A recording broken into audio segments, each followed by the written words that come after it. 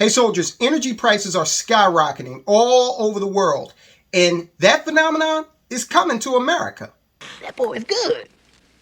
Now, there are actually active protests going on in countries from Bangladesh to Italy. I don't know if the mainstream media in America, how deeply they're covering that. I don't watch the news. But I have checked in with several people who do, and they said they haven't heard anything about it. Now, why is that? It's because the media is carrying the water for the Biden administration. But don't you think it would be in your best financial interest if you knew that energy prices were going to go up this winter? We already talked about in the previous video, oil prices, heating oil, going up to $5 a gallon. Now we're looking at spikes in natural gas here in America. But let's take a look at some information from a YouTube channel called Daily Hot. He's been covering the situation on these energy protests throughout the world. Been doing a much better job than mainstream media. Italian people are burning electricity bills. Before that, Scottish people also burned electricity bills. UK people also refused to pay the bills. And just now, German people are protesting against the increase in energy bills. People even dropped their appliances in front of governor's mansion in Puerto Rico to protest against power outages and electrical service interruptions. So energy crisis is everywhere.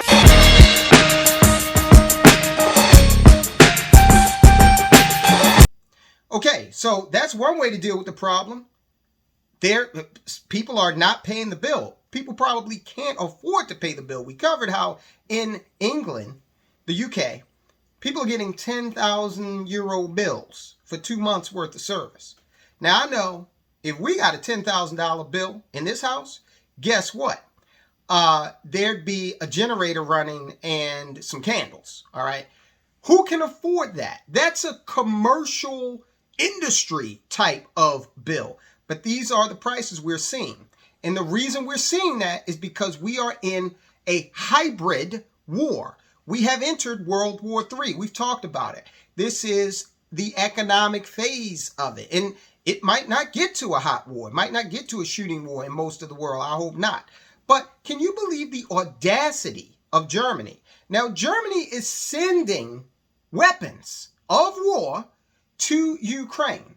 But at the same time, now they're complaining that Russia has waged economic war on them because Russia is turning off the taps. Boom! You never know. That's the point. Go. Russia admits to the weaponization of natural gas. So, look, they say all's fair in love and war, right? All right, so the West went and placed a bunch of sanctions on Russia. Now, this isn't a commentary as to who's right or who's wrong. This is just dealing with the facts. The facts are the West, EU, Canada, America, United States of America, placed sanctions on Russia. All right, so what did they expect Russia to do? Just sit back and take it? No, especially not when Russia has two things going for it. First of all, an approaching winter. Watch out now. And second of all, energy stores, okay? Oil, natural gas is a resource-rich country. So, yes, indeed, they have started to fight back. Russia halts shipments from the Nord Stream 1 pipeline, quote, until sanctions are lifted, as EU prepares response to energy crisis. Okay, Putin is done playing around. 2 days after Russia indefinitely halted natural gas supplies via the Nord Stream 1 pipeline for the amusing reason that there was an oil leak. Now, let me show you a picture of that oil leak that they released, okay? This is the oil leak. Yeah, looks like a major natural disaster. In any event, on Monday, Russia finally admitted what everyone has known since February, namely that it has weaponized commodities in response to the West's weaponization of currencies. Now, we said it would happen. And, I mean, look, in all fairness, it didn't take a genius to figure that out. When the Kremlin said that Russia's gas supplies to Europe via the Nord Stream 1 pipeline will not resume in full until the, quote, collective West, unquote, lifts sanctions against Moscow over its invasion of Ukraine. So what do you think that's going to do? Okay, it's going to drive Europe further into a situation where, especially with winter coming, they're going to see higher prices. Now, they can get this gas from other places. We'll go to that later, but there are some places where they would get the gas that would still benefit Russia. And if you're talking about shipping it in from other places, that's difficult. It's much more difficult and complex than a pipeline, number one. And number two, if that happens, then it's going to take capacity offline for the rest of the world. Okay, there's only so much of this stuff to go around. The entire northern hemisphere is going into winter. Watch out now. And the northern hemisphere is much more populated than the southern hemisphere. Okay, so you've got a situation where more people are going to need to heat their homes and their businesses during winter. Putin's spokesman, Dmitry Peskov, blamed the EU, the UK, and Canadian sanctions for Russia's failure to deliver gas through the key pipeline, the Nord Stream 1. That delivers gas to Germany from St. Petersburg, Russia, via the Baltic Sea.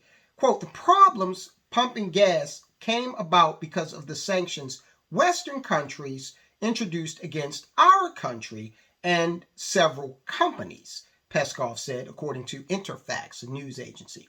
There are no other reasons that could have caused the pumping problem. All right, so he's being upfront, very explicit about it. Look, this ain't no mechanical problem, guys. We showed you the picture. We're kind of trolling you. The real deal here is your sanctions that you placed on us. Now get this. Russia is still supplying gas to Europe via Soviet-era pipelines through Ukraine that have remained open despite the invasion, as well as the South Stream pipeline via Turkey. And in an ironic twist, the head of the Ukraine gas transit operator told Reuters that Ukraine could technically substitute full capacity of Nord Stream 1 via Ukraine's Sudsa entry point. Okay, so they can still get the gas to Europe in the same amount that Nord Stream would have, but here's the catch. In other words, Europe would pay Putin billions for Russian gas transiting through Ukraine, with Russia using the proceeds to fight Ukraine. So that's kind of a catch-22 situation. But as we saw in the video earlier, the people are getting rather pissed off about this, okay? And I don't know how long the governments over there will ignore not only the will of their people, but the safety and health of their people. Government's first responsibility is supposed to be to protect its citizens, okay? And how long can you ignore people saying, look, we cannot pay these exorbitant bills? All right, so we've got energy prices going up. We're going to talk more about what Saudi Arabia is doing. You can remember you got the fist bump between Biden and Mohammed bin Salman. Well, we told you that they didn't make any firm commitment about keeping oil low, and they basically sent Biden packing without any firm commitments of any capacity that they were going to put out over any particular length of time. Now, OPEC has just come out and said that they're going to conduct a 100,000 barrel per day reduction in oil output for the month of October.